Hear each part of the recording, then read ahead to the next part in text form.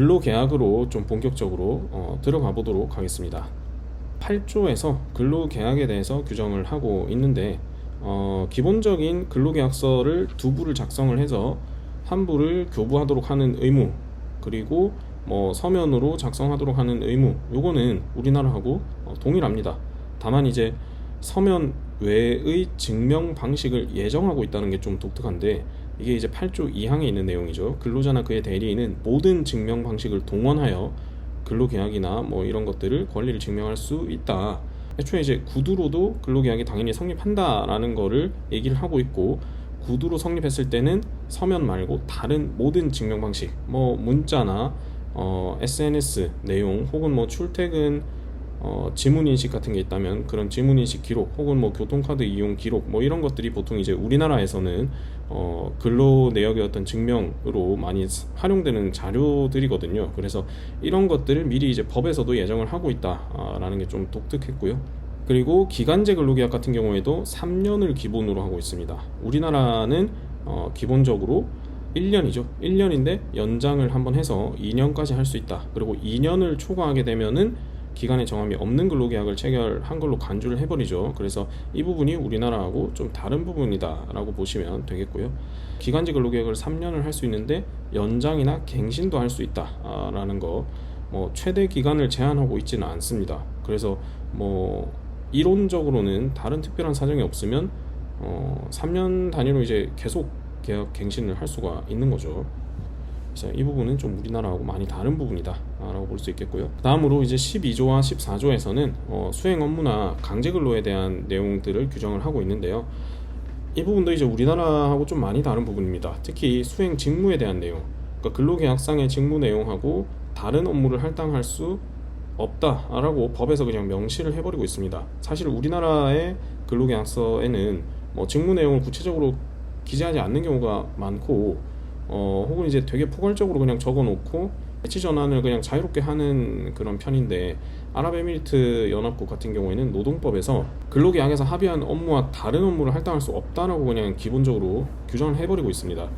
그래서 이제 근로자가 반드시 이제 서면 동의를 해야만 이 직무를 바꿀 수 있다라는 거죠. 예를 들어서 영업직으로 내가 입사를 했는데 이 사람을 다른 이제 연구직이라든지 혹은 경영지원직이라든지 이런 직으로 바꾸려고 하면 근로자의 서면 동의를 반드시 받도록 하고 있다라는 겁니다. 이게 이제 우리나라하고 좀 많이 다른 부분이죠. 그리고 이런 업무 변경으로 인해서 만약에 근로자의 거주지 변경이 수반이 되면은 그 거주지 변경하는데 여러 가지 비용이 들겠죠. 필요한 이동 및 거주 비용을 또 사용자가 부담하도록 하고 있습니다.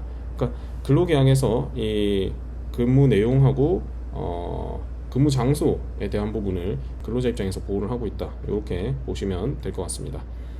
그리고 강제근로 금지 원칙 같은 경우에는 사실 우리나라하고 거의 동일한 구조로 기재가 되어 있고요. 그리고 13조로 넘어가면 지금 제가 요 슬라이드에 넣어놓은 내용 말고도 다른 조항들이 많은데, 여기서 이제 뽑아놓은 거는 여러분들 입장에서 좀 활용할 수 있을 혹은 참고할 수 있는 내용만 제가 따로 뽑은 건데요. 근로관계가 종료됐을 때 아랍에미리트 연합국에서 출국을 하도록 이렇게 강요를 할 수는 없다라는 겁니다. 그리고 근무 지침이나 근무 규정, 우리나라에서는 이제 취업 규칙인 거죠. 요거를 반드시 마련하도록 의무를 부과를 하고 있고, 또 이제 되게 독특한 부분은 근로자에게 적절한 주거를 제공을 하거나 혹은 주거 비용을 지급하도록 의무를 규정을 하고 있습니다. 그래서 이게 사실 우리나라에서는 좀 여건이 좋은 회사 같은 경우에는 기숙사를 지원을 하는 경우도 있지만 일반적이진 않죠. 근데 지금 UAE, 아랍에미리트 연합국 같은 경우에는 사용자가 근로자에게 주거 비용을 지원하도록 규정을 하고 있습니다. 그게 심지어 의무로 규정이 되어 있는 거죠. 그래서 이게 좀 독특한 부분이라고 보시면 되겠고요. 그리고 의료비나 사회보험 부담금 이런 것들을 사용자에게 하도록 하고 있습니다.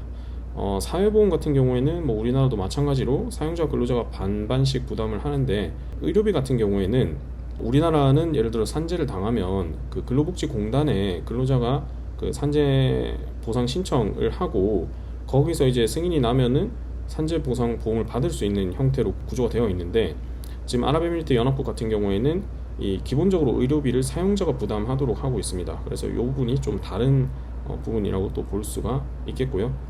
또 이제 근로자가 출장을 갔을 때 이 출장 비용도 사용자가 부담하도록 법에서 의무로 명시를 하고 있습니다. 이 부분도 우리나라 노동법에는 없는 내용인데 좀 다른 부분이기 때문에 요번에 한번 보고 가시면 좋을 것 같습니다. 우리나라는 근로기준법에 근로자의 의무를 전혀 이렇게 따로 규정하고 있지 않습니다. 근데 지금 아랍에미리트 연합국 같은 경우에는 근로자의 의무를 또 따로 규정을 하고 있고, 이것도 되게 많은데 제가 좀 몇 가지만 좀 빼와 봤거든요. 그래서 일단은 제3자에게 근로를 위탁할 수 없다. 그러니까 내가 해야 되는 일인데 이걸 또 내가 다른 사람을 고용해서 넘길 수 없다. 그런 내용이고요. 그리고 직무상 비밀이나 기타 업무 자료를 개인적으로 보관할 수 없다라는 것도 있고요. 안전보건 지침을 반드시 이행을 해야 된다. 이런 내용도 있고, 또 소정 근로일 및 근로시간 동안에는 근로를 제공해야 된다. 뭐 어떻게 보면 이거는 계약상의 당연한 의무이긴 한데 이걸 또 법에서 이렇게 규정을 하고 있습니다. 그리고 숙소 제공 의무가 있었죠. 사용자한테 숙소 제공 의무가 있기 때문에 만약에 근로자 입장에서 이 숙소를 제공받았다고 하면 퇴직한 날로부터 30일 이내에 퇴거를 해야 된다라고 규정을 하고 있습니다. 다만 이제 사용자가 동의를 하면 그 기간이 좀 더 연장이 된다. 퇴거를 좀 더 늦게 해도 된다라는 거죠. 그래서 이런 내용들이 조금 우리나라하고는 좀 다른 부분이다. 그래서 한번 가지고 봤고요.